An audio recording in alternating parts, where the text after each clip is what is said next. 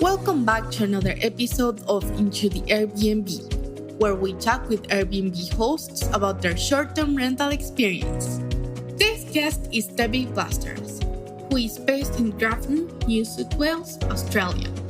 She's currently managing 5 listings listed on Airbnb, but her journey hasn't been the best of all. From having nightmare guests to a challenging relationship with Airbnb and its services, Debbie becomes honest and transparent in this interview about her personal experience with Airbnb.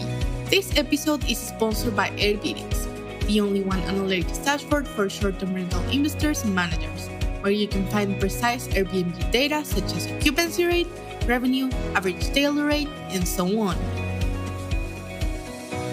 So, without further ado, let's get into it. So, can you tell us how did you get started on Airbnb? I was made redundant in my previous job and I couldn't get another job. So I had multiple rental properties, so I decided to do short-term letting. I started with one and grew from there. Did you do long-term rentals before that? Yes, I did. And how do you see the revenue changing between you doing long-term rentals versus short-term rentals right now? Net or gross? And did you have already all these 5 listings already, or did you start acquiring more and more according to as your short-term rental journey has been growing? I had 3. I added 2. Great. So in the area you're hosting, Northern River, how is the seasonality like? I don't have seasonality. Oh, sorry, can you repeat again? I'm busy all year. All year in all of your 5 listings? That's right. Oh, that's great. So can I ask you about your pricing strategy? How does that work for you? I have 3 levels. I have 3 properties that are the bottom end, I have 1 in the middle, and I have 1 high end. And what kind of pricing strategy you use for that? Do you set your prices according to your competition? Do you use dynamic pricing solutions? I review the competition, but I'm the most one of my listings is the most expensive in town. The other of my listings is the most expensive in the middle band, and the other 3 listings are comparable to hotel motel prices. So the cheap ones get booked first, and then the middle one, and then the dear one. And which one of those listings is performing best according to you? Cheapest. The cheapest ones. Okay, that's great. And in all these years being an Airbnb host, what have been your top challenges? Horrible guests. Airbnb changing the rules. Airbnb's site being really glitchy and not reflecting. Airbnb not allowing me to choose who I want to stay. Airbnb's dreadful customer service. Guests trashing my homes. Normal stuff every host puts up with.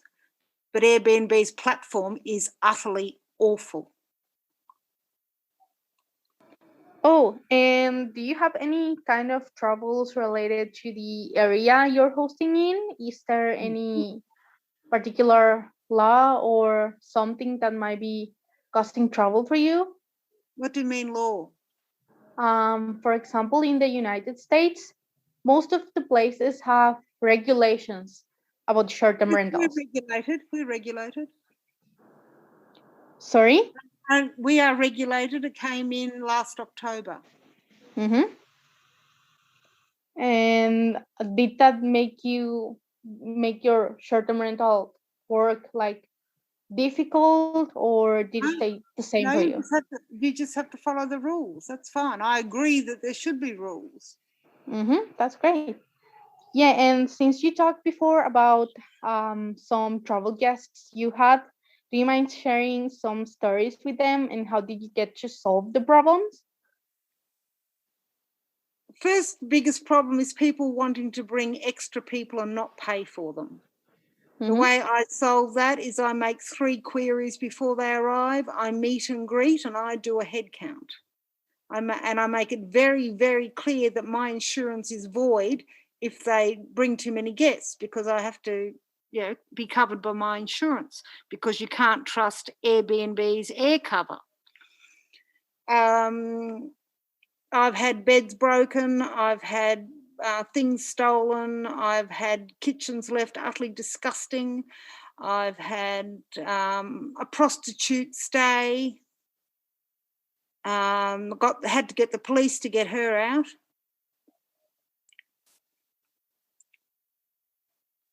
And how did you get to deal with those guests? Did you deal through Airbnb or did you just did it by yourself? Well, I stood in front of them and said, "You're not getting in until you give me the correct numbers." Really simple. With the prostitute, my neighbours complained, so I called the police. I'm not a registered brothel. I see. So you had some really crazy guests. Crazy, right? Yeah, crazy. And are these type of guests common in your area? Have you heard about other Airbnb hosts complaining about this? Yes, I have. The prostitute thing seems to be a very common now booking through Airbnb, because it's they can have all their clients and it's not a motel. So it's getting very common in your area. And with these experiences with the guests, are you applying some new kind of filters, some how do you say this, like running some background check on them before you accept the guests? You can't do that like you can in the States. There's no possibility of being able to do that. Oh, I see. So you can. Here, there's nothing you can do. There's no way to vet somebody by putting their name into a search engine, unlike the US. Oh, and given that scenario, is there any particular thing you do to ensure the best guests possible for your listings? Well, I don't take new ones. They have to have good feedback from other hosts. I communicate with them. I make it clear what my house rules are. I make it clear about the guest numbers. And as I said, I meet and I greet and I count heads, and I also tell them I live next door.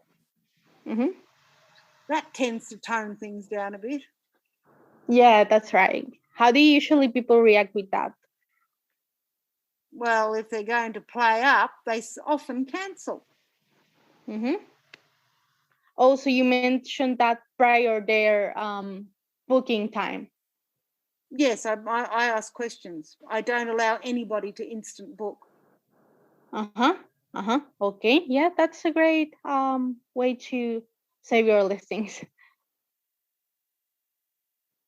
And are there any tips that you like to share for Airbnb hosts? Don't turn on instant book. Understand that you're not going to get help from Airbnb. They don't have an Airbnb SWAT team to come and save you. You manage your listing. It's your business. The review system is totally biased against hosts, and they use it as a stick to beat you. And as soon as I've got my own booking site, I will be leaving Airbnb. Oh, I see. So your experience with Airbnb has been really bad then. They want to put fees up.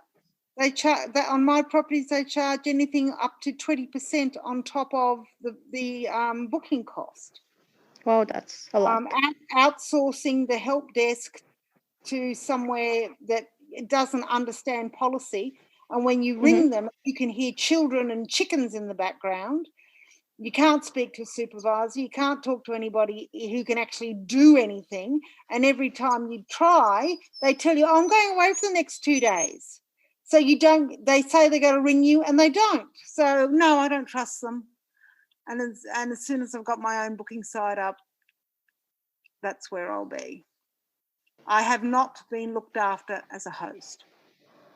I see. Yeah, I understand your trouble. So, do you think these kind of problems you're having with Airbnb are more common Yes, between amongst hosts from other parts of the world that are yes, not the US?